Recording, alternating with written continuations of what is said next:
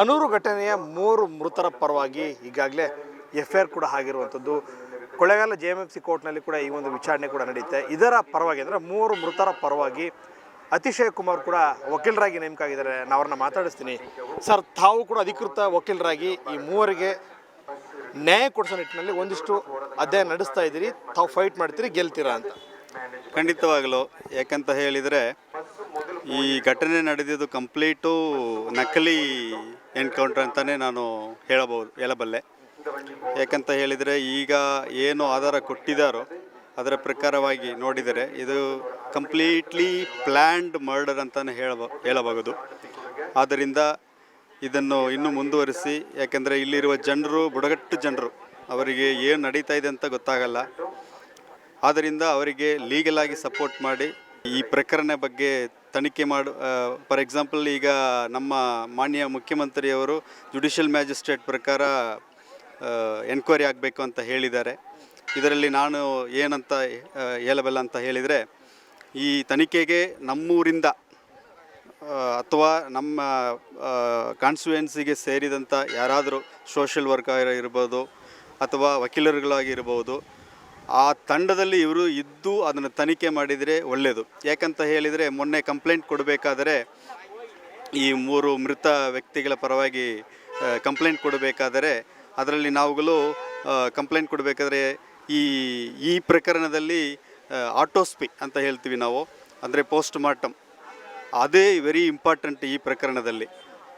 ಅದಕ್ಕೆ ನಾವುಗಳು ಮಾನ್ಯ ಮಡ್ರಾಸ್ ಉಚ್ಚ ನ್ಯಾಯಾಲಯದ ಮಧುರೆ ಪೀಠದ ಪ್ರಕಾರ ಒಂದು ಆದೇಶ ಇತ್ತು, WP ನಂಬರ್ 1612608/2020 ಅಂತ. ಅದರ ಪ್ರಕಾರ ಪೋಸ್ಟ್ ಮಾರ್ಟಮ್ ಮಾಡಿ ಅಂತಾನು ಕೂಡ ಹೇಳಿದ್ದೀವಿ. ಗೈಡ್ಲೈನ್ಸ್ ಅಂದರೆ NHRCಗೆ ಗೈಡ್ಲೈನ್ಸು ಇಶ್ಯೂ ಮಾಡಿದೆ, ಅದರ ಪ್ರಕಾರನೂ ಪೋಸ್ಟ್ ಮಾರ್ಟಮ್ ಮಾಡಬೇಕು. ಅದೇ ರೀತಿಯಲ್ಲಿ ಎಷ್ಟೋ ಪ್ರಕರಣಗಳಿಗೆ ಹಿಂಗೆ ಪೋಸ್ಟ್ ಮಾರ್ಟಮ್ ಮಾಡಬೇಕು ಅಂತ ಆದೇಶವಿದೆ. ಆದರೆ ನಿನ್ನೆ ದಿವಸ ಅದು ಖಂಡಿತವಾಗಲೂ ಅರ್ಜೆಂಟಲ್ಲಿ ಮಾಡಿರುವಂಥದ್ದು ನಮಗೆ ಕಂಡುಬಂದಿದೆ.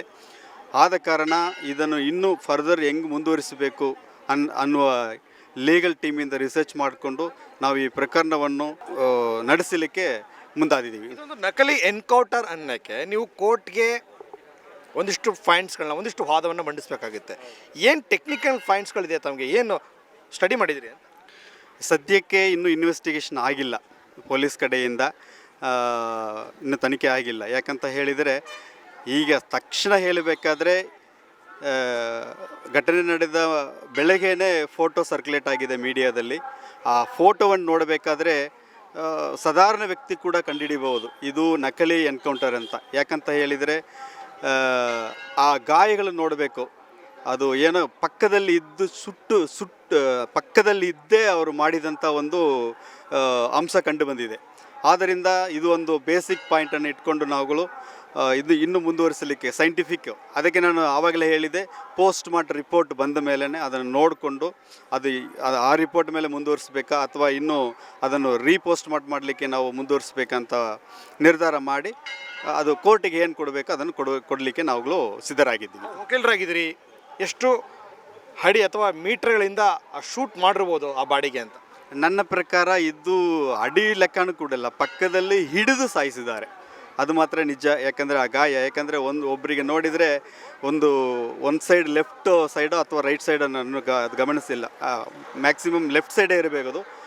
ಒಂದು ಕಡೆ ಫುಲ್ ಸುಟ್ಟಂಗಿದೆ, ಪಕ್ಕದಲ್ಲಿ ತುಂಬ ಹತ್ತಿರದಿಂದನೇ ಹೊಡೆದಿದ್ದಾರೆ ಅಂತ ನನ್ನ ಒಂದು ಒಪ್ಪಿಗೆ. ಈಗ ಒಬ್ಬರು ತಪ್ಪಿಸ್ಕೊಂಡಿದ್ದಾರೆ, ಮಹಿಮಾ ದಾಸ್ ಅಂತೇಳಿ, ಅವ್ರು ಎಲ್ಲಿದ್ದಾರೆ ಅನ್ನೋದೇ ಭಾಳಷ್ಟು ಜನಕ್ಕೆ ಗೊತ್ತಿಲ್ಲ.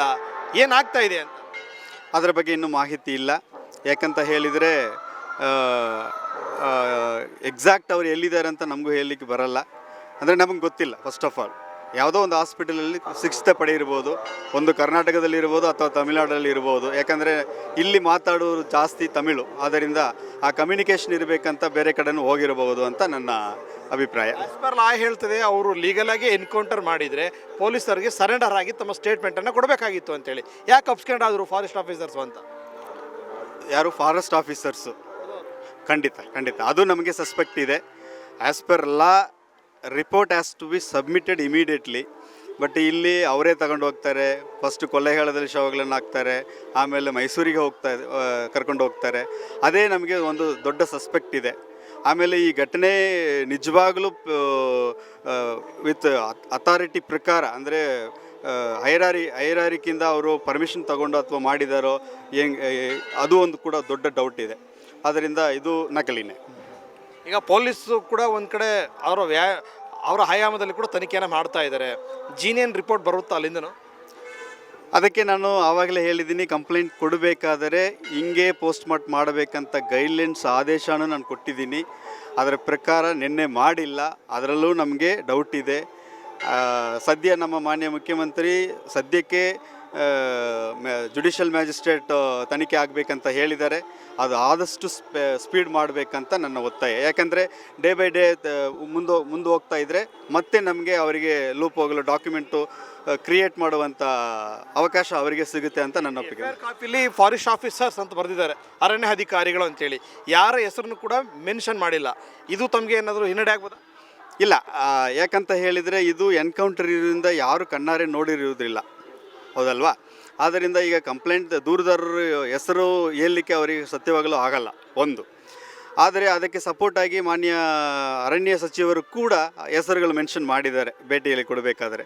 ಅದರ ಪ್ರಕಾರ ಪೊಲೀಸ್ ಅವರು ಇನ್ವೆಸ್ಟಿಗೇಷನ್ ಮಾಡಬಹುದು, ಅಥವಾ ಅವರು ಅಟೆಂಡೆನ್ಸ್ ರಿಜಿಸ್ಟರ್ ಅಂತ ಒಂದು ಇರ್ಬೋದು ಅಂದ್ಕೊಳ್ತೀನಿ ಅರಣ್ಯ ಕಚೇರಿಯಲ್ಲಿ. ಅದನ್ನು ನೋಡಿಕೊಂಡು ಯಾರು ಯಾವತ್ತು ಅವರಿಗೆ ಡೆಪ್ಯೂಟ್ ಮಾಡಿದರು, ಏನು ಅವರಿಗೆ ಕೆಲಸ ವಹಿಸಿದರು ಅಂತ ನೋಡಿಕೊಂಡು ಮುಂದುವರಿಸ್ಬೋದು. ಈಗ IPC BNSS ಏನು ಅದು ಹಾಕಿದಾರಲ್ಲ, ಕೇಸಸ್ ಹಾಕಿದಾರಲ್ಲ, ಪವರ್ ಇದೆಯಾ? ಖಂಡಿತವಾಗ್ಲೂ ಅವರಿದೆ. ನೀವು ಇದನ್ನು ಲಾಜಿಕ್ ಏನು ಮಾಡ್ತೀರಿ ಈ ಕೇಸಲ್ಲಿ? ಖಂಡಿತ ಮಾಡಲೇಬೇಕಲ್ಲ. ಯಾಕಂತ ಇದ್ದರೆ ಈಗ ನಮಗೆ ನಮ್ಮ ರಾಜ್ಯದಲ್ಲೇ SHRC ಇದೆ, NHRC ಇದೆ. ಇಷ್ಟುವರೆಗೆ ಅವ್ರುಗಳು ಈ ಘಟನೆ ನಡೆದ ಮೇಲೆ ಬಂದರೋ ಬಂದಿಲ್ವಂತ ನಮಗೆ ಮಾಹಿತಿ ಇಲ್ಲ. ಆ್ಯಕ್ಚುಲಿ ಬರಬೇಕು, ಮತ್ತು ಏನಕ್ಕೆ ಆಯೋಗ ಇರಬೇಕು ಅದು ಅಂತ ನನ್ನ ಒಂದು ದೊಡ್ಡ ಪ್ರಶ್ನೆ. ಈಗ ಇವರು 3 ಜನ ಅಥವಾ ಇನ್ನೊಬ್ಬರು ಅಬ್ಸ್ಕ್ಯಾಂಡ್ ಆಗಿದ್ದಾರೆ ಅಂತ ಹೇಳ್ತೀವಿ. ತಪ್ಪು ಮಾಡಿದ್ರೋ ಮಾಡಿಲ್ವೋ ಅದು ತನಿಖೆಯಲ್ಲಿ ಗೊತ್ತಾಗುತ್ತೆ. ಒಂದು ವೇಳೆ ತಪ್ಪು ಮಾಡಿದರೆ ಇವರು ಯಾರು ಸಾಯಿಸಲಿಕ್ಕೆ, ಯಾರು ಪವರ್ ಕೊಟ್ಟಿದ್ದು? ಅದು ನನ್ನ ದೊಡ್ಡ ಪ್ರಶ್ನೆ. ಈಗ ಶೂಟೌಟ್ ಮಾಡಿದಂತಹವ್ರನ್ನ ಕ್ರಾಸ್ ಎಕ್ಸಾಮಿನೇಷನ್ ಮಾಡಲಿಕ್ಕೆ ನೀವು ರೆಡಿ ಇದ್ದೀರಿ? ಖಂಡಿತವಾಗಲು. ಅದಕ್ಕೆ ವಕೀಲರುಗಳು ಇರುವುದು, ನಾವುಗಳು ರಿಸರ್ಚ್ ಮಾಡ್ತೀವಿ, ಮಾಡಬೇಕು. ನಿಮ್ಮ ಜೊತೆ ಎಷ್ಟು ಜನ ನಿಮ್ಮ ಜೊತೆ ಸ್ಟಡಿ ಮಾಡ್ತಾರೆ ಸರ್ ಈ ಕೇಸ್ ಬಗ್ಗೆ? ಯಾವ ಥರ ಫೈಟ್ ಮಾಡಲಿಕ್ಕೆ ತಾವು ಒಬ್ಬರೇನಾ ಅಥವಾ ಹೇಗೆ? ಟೀಮ್ ಇದ್ದೀವಿ.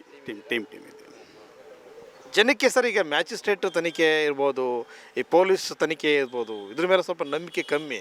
ತಾವು ನ್ಯಾಯಾಂಗದಲ್ಲಿ ಈ ನ್ಯಾಯವನ್ನು ಕೊಡಿಸ್ತಿರತ್ತ? ಇಲ್ಲ, ನೀವು ಜುಡಿಷರಿನ ಟಚ್ ಮಾಡ್ತಾ ಇದ್ದೀರಾ.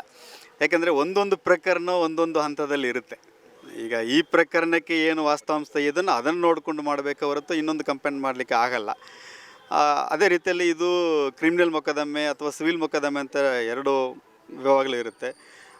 ಅದೇ ನಾನು ಆವಾಗಲೇ ಹೇಳಿದಂಗೆ it depends upon the case. ಆದ್ದರಿಂದ ನಾವು ಜುಡಿಷರಿ ಮೇಲೆ ನಾವು ನಂಬಿಕೆ ಇಡ್ತೀವಲ್ಲ, ಈಗ ಮುಂದುವರೆದಿದೆ. ಇಲ್ಲಾಂದರೆ ಅದಕ್ಕೆ ಅಪೀಲ್ ಮಾಡಬೇಕಾಗತ್ತೆ. ನಾನು ಆವಾಗಲೇ ಹೇಳಿದಲ್ವಾ, ಈಗ ಪೋಸ್ಟ್ ಮಾರ್ಟಮೇ ಈ ಪ್ರಕರಣದಲ್ಲಿ ಮುಖ್ಯ ಅಂಶ. ಈಗ ಅದೇ ಕರೆಕ್ಟಾಗಿ ಆಗಿಲ್ಲ. ಮೊನ್ನೆ ಆಕ್ರೋಶವನ್ನು ವ್ಯಕ್ತಪಡಿಸಿದರು ಯಾವುದು ಈ ಮೃತಪಟ್ಟ ಫ್ಯಾಮಿಲಿ ಕುಟುಂಬದವರು. ಬಟ್ ಪೊಲೀಸವರು ಗಡಿಬಿಡಿಯಾಗಿ ಮಾಡಿಕೊಂಡು ಶನಿವಾರ ರಾತ್ರಿನೇ ಹೋಗಿ ಮಾಡಬೇಕಂತ ಒತ್ತಾಯ ಮಾಡಿದರು. ಆದರೆ ನಿನ್ನೆ ಆಗಿದೆ. ಗೈಡ್ಲೈನ್ಸ್ ಪ್ರಕಾರ ಮಾಡಿಲ್ಲ ಅಂತ ಇವಾಗಲೂ ಒತ್ತಾಯ ಮಾಡ್ತೀನಿ. ಅದಕ್ಕೆ ಈಗ ನಮ್ಮ ರಾಜ್ಯ ಸರ್ಕಾರವು ಅದಕ್ಕೆ ಆಲ್ರೆಡಿ ನಮ್ಮ ಸಭೆಯಲ್ಲಿ ಚರ್ಚೆ ನಡೀತಾ ಇದೆ. ಆದರೆ ಈ ಜುಡಿಷಿಯಲ್ ಮ್ಯಾಜಿಸ್ಟ್ರೇಟ್ ಆದೇಶ ಏನು ಮಾಡಿದ್ದಾರೆ ಎನ್ಕ್ವೈರಿ ಮಾಡಲಿಕ್ಕೆ, ಈ ಅಂಶಗಳನ್ನು ಸೇರಿಸ್ಕೋಬೇಕಂತ ನನ್ನ ಮತ್ತೆ. ಈಗ ಬರುವಂಥ ಪೋಸ್ಟ್ಮಾರ್ಟಮ್ ರಿಪೋರ್ಟ್ ನಿಮಗೆ ತೃಪ್ತಿ ತಂದಿಲ್ಲ ಅಂದರೆ ಮತ್ತೆ ಪೋಸ್ಟ್ಮಾರ್ಟಮ್ ಮಾಡಿಸ್ತೀರಾ? ಖಂಡಿತವಾಗಲೂ ಮಾಡ್ತೀವಿ. ಅದಕ್ಕೆ ನಾವುಗಳು ಕಂಪ್ಲೇಂಟ್ ಕೊಡಬೇಕಾದ್ರೆ ಆ ಆದೇಶ ಗೈಡ್ಲೈನ್ ಪ್ರಕಾರ ಮಾಡಿ ಅಂತ ಒತ್ತಾಯ ಮಾಡಿದ್ದೀವಿ. ಆದರೆ ಈಗ ಸದ್ಯಕ್ಕೆ ಪೊಲೀಸವರುಗಳು ಅದಕ್ಕೆ ಗಮನ ಹರಿಸಿಲ್ಲ ಅಂದ್ಕೊಳ್ತೀನಿ. ಯಾಕಂದರೆ ನಿನ್ನೆ ನ್ಯೂಸಿನ ಪ್ರಕಾರ ಪೋಸ್ಟ್ ಮಾರ್ಟಮ್ ನಾವು ಹೇಳಿದಂದರೆ ಅಂದರೆ ಗೈಡ್ಲೈನ್ಸ್ ಪ್ರಕಾರ ಆಗಿಲ್ಲ ಅಂತ ನಿರ್ಧಾರ ಮಾಡಬಹುದು. ಈಗ ಪಬ್ಲಿಕ್ ಪ್ರಾಸಿಕ್ಯೂಟರ್ ಕಾಮನ್ ಆಗಿ ಯಾರು ದೂರದಾರರು ಇರ್ತಾರೋ ಅವ್ರು ಫೇವರ್ ಆಗಿ ವಾದ ಮಾಡ್ತಾರೆ. ಅವ್ರನ್ನ ಬಿಟ್ಟು ತಮ್ಮನ್ನೇ ಹೇಗೆ ಆಯ್ಕೆ ಮಾಡ್ಕೊಂಡ್ರಿ ಅಂತ? ಇನ್ನು ಅಂದರೆ ಪಬ್ಲಿಕ್ ಪ್ರಾಸಿಕ್ಯೂಟರ್ ಆಲ್ರೆಡಿ ಕೋರ್ಟಲ್ಲಿ ಇರ್ತಾರೆ. ಈಗ ಯಾಕೆ ಇದಕ್ಕೆ ಅಂತ ಹೇಳಿದರೆ ಸ್ಪೆಷಲ್ ಪಬ್ಲಿಕ್ ಪ್ರಾಸಿಕ್ಯೂಟರ್ ಅಂತ ಹೇಳ್ತೀವಿ. ಇನ್ನು ಅದಕ್ಕೆ ಅಪ್ಲಿಕೇಶನ್ ಹಾಕಬೇಕು, ಇನ್ನು ಚಾರ್ಜ್ ಶೀಟ್ ಆಗಬೇಕು. ಅದಾದಮೇಲೆ ನಾವುಗಳು ನಾನೇ ಅಂತ ಇಲ್ಲ, ಫ್ಯಾಮಿಲಿ ಮೆಂಬರ್ಸ್ ಒಪ್ಪಿಗೆ ಮೇಲೆ ಅವರು ಓಕೆ ನಡೆಸಿ ಅಂತ ಹೇಳಿದ ಮೇಲೆ ನಾವು ಖಂಡಿತ ಬರ್ತೀವಿ. ನಾವು ಮಾತ್ರ ರೆಡಿ ಇದೀರಿ, ಅವ್ರು ಒಪ್ಪಿಗೆ ಕೊಡ್ತಾರೆ ಬಿಡ್ತಾರ, ಬಟ್ ರೆಡಿ ಇದೀರಿ ನೀವು? ಇದು ಒಂಥರ ಈ ಪ್ರಶ್ನೆ ಹೆಂಗಿದೆ ಅಂತ ಹೇಳಿದರೆ ನಾನು ಫೇಮಸ್ ಆಗುವಂಥ ಪ್ರಶ್ನೆ ಇಲ್ಲ. ಅಂದ್ರೆ ಈ ಕೇಸ್ನ ಈ ಜನರ ಜೊತೆ ಒಡನಾಟ ಇಟ್ಕೊಂಡಿರ್ತೀರಿ, ಈ ಭಾಗದ ಮೂಲ ಗೊತ್ತಿರುತ್ತೆ ನಿಮಗೆ ಇದು ಹೇಗಾಗಿದೆ ಅಂತೇಳಿ. ಕ್ರಾಸ್ ಎಕ್ಸಾಮಿನೇಷನ್ ಮಾಡಲಿಕ್ಕೆ ನಿಮ್ಗೊಂದಿಷ್ಟು ಟೆಕ್ನಿಕಲ್ ಪಾಯಿಂಟ್ ಸಿಗುತ್ತೆ, ಹೀಗಾಗಿ ನೀವು ಮುಂದುವರಿಸ್ತೀರಾ ಅಂತ. ನಾನು ಮುಂದೆ ಬಂದಿದ್ದೆ ಅದೇ ಕಾರಣ. ಅದು ನಾನು ಆವಾಗಲೇ ಹೇಳಿದ್ದೀನಿ, ಇಲ್ಲಿ ಲ್ಯಾಂಗ್ವೇಜ್ ಪ್ರಾಬ್ಲಮ್ ಇದೆ. ಕರೆಕ್ಟು ಅವರಿಗೆ ಏನು ಹೇಳಬೇಕಂತ ಅರಿವಾಗಲ್ಲ ಕೋರ್ಟಲ್ಲಿ. ಇಲ್ಲಾಂದರೆ ಅದಕ್ಕೊಂದು ಟ್ರಾನ್ಸ್ಲೇಟರ್ ಅಪ್ಲಾಯಿಂಟ್ ಆಗಬೇಕು. ಈ ರೀತಿಯಲ್ಲಿ ಇರುವುದರಿಂದ ಅವರಿಗೆ ಏನು ನಡೆಯಿತು, ಈಗ ನಾವೊಂದು ಮುಚ್ಚುಮರೆಯೋದಕ್ಕೆ ನಾನು ಆವಾಗಲೇ ಹೇಳಿದ್ದೀನಿ, ಅವರು ತಪ್ಪು ಮಾಡಿದರೆ ತಪ್ಪು. ನನ್ನ ಪ್ರಶ್ನೆ ಏನಂತ ಹೇಳಿದರೆ, ಆಯ್ತಪ್ಪ ಅವರು ಬೇಟೆಗೆ ಹೋಗಿದ್ರೆ ಅಂತ ಮೀಡಿಯಾ ಹೇಳಿದ ಪ್ರಕಾರ ನೀವು ಯಾರು ಅವರಿಗೆ ಶೂಟ್ ಮಾಡಲಿಕ್ಕೆ, ಇಷ್ಟೇ ಕ್ವಶನ್. Thank you. ಇವಿಷ್ಟು ಲಾಯರ್ ಅತಿಶಯ್ ಕುಮಾರ್ ಅವರ ಮಾತು. ಕ್ಯಾಮರಾ ಪರ್ಸನ್ ನಂದನ್ ಕುಮಾರ್ ಜೊತೆ ಮಹೇಶ್ ಕಬ್ಬೆ, ಪ್ರೆಸ್ ನ್ಯೂಸ್ ಕನ್ನಡ, ಅನೂರು.